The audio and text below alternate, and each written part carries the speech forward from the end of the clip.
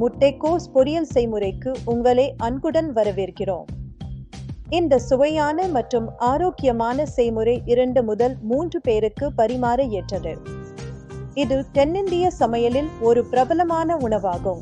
இந்த செய்முறைக்கு தேவையான முக்கிய பொருட்கள்: 400 கிராம் புதியதாக நறுக்கிய முட்டைக்கோஸ், 100 கிராம் நறுக்கிய சின்ன வெங்காயம் மற்றும் காரத்திற்கு ஏற்ப 3 நறுக்கிய பச்சை மிளகாய், மேலும் அரை டீஸ்பூன் கடுகு, 1/4 டீஸ்பூன் உளுத்தம்பருப்பு, 1 கொத்து கறிவேப்பிலை, 4 டீஸ்பூன் சமையல் எண்ணெய், தேவையான அளவு உப்பு மற்றும் முட்டைக்கோஸை வேக வைக்க 3 முதல் 4 கிளாஸ் தண்ணீர் தேவைப்படும். விருப்பப்பட்டால் 75 கிராம் துருவிய தேங்காய் சேர்க்கலாம். இது பொரியலுக்கு ஒரு கருத்துமான சுவையையும் மணத்தையும் சேர்க்கும். இப்போது இந்த சுவையான முட்டைக்கோஸ் பொரியலை எப்படி செய்வது என்று செய்முறைக்கு செல்வோம். முதலில் ஒரு பெரிய பாத்திரத்தில் நறுக்கிய முட்டைக்கோஸை சேர்க்கவும். பின்னர் முட்டைக்கோஸ் மூழ்கும் அளவுக்கு தண்ணீரை சேர்த்து பாத்திரத்தை நன்கு மூடி வைத்து மிதமான சூட்டில் முட்டைக்கோஸ் நன்கு மென்மையாகும் வரை சுமார் 15 முதல் 20 நிமிடங்கள் வேக வைக்கவும். இதில் முட்டைக்கோஸை சமைப்பதற்கு தயார் செய்யும். முட்டைக்கோஸ் நன்கு வெந்து விட்டதா என்று ஒரு கரண்டியால் குத்தி சோதிக்கவும். தேவைப்பட்டால் இன்னும் சிறிது நேரம், அதாவது ஒரு சில நிமிடங்கள் வேக விட்டு பின்னர் அதிகமான தண்ணீரை கவனமாக வடிகட்டி எடுத்துக் கொள்ளவும். இதில் பொரியல் நீர்த்து போகாமல் இருக்க உதவும்.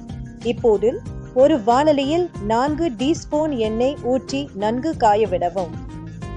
எண்ணெய் காய்ந்ததும் அதில் அரை டீஸ்பூன் கடுகு, 1/4 டீஸ்பூன் உளுத்தம்பருப்பு மற்றும் 1 கொத்து கறிவேப்பிலை சேர்த்து பொன்னிறமாக தாளிக்கவும். இது பொரியலுக்கு ஒரு நல்ல மணத்தை கொடுக்கும். தாளித்ததும் அதில் நறுக்கிய சின்ன வெங்காயம் மற்றும் பச்சை மிளகாய் சேர்த்து வெங்காயம் பொன்னிறமாக மாறும் வரை 5 முதல் 10 நிமிடம் நன்கு வதக்கவும். வெங்காயம் நன்கு வதங்குவது பொரியலின் சுவையை அதிகரிக்கும். இப்போது ஏற்கனவே வேக வைத்த முட்டைக்கோஸை வாணலியில் சேர்த்து தேவையான அளவு உப்பு சேர்த்து நன்கு கிளறவும். பின்னர் வாணலியை மூடி வைத்து மிதமான சூட்டில் 5 முதல் 10 நிமிடம் வேக விடவும். இது மசாலாக்கள் முட்டைக்கோஸுடன் நன்கு கலக்க உதவும். பிறகு உப்பின் அளவை சரி பார்த்து தேவைப்பட்டால் மேலும் சேர்க்கவும். அதில் துருவிய தேங்காய் சேர்த்து 2 முதல் 3 நிமிடங்கள் மெதுவாக வதக்கி இறக்கவும். தேங்காய் சேர்ப்பது பொரியலுக்கு ஒரு இனிமையான சுவையையும் மென்மையான அமைப்பையும் கொடுக்கும்.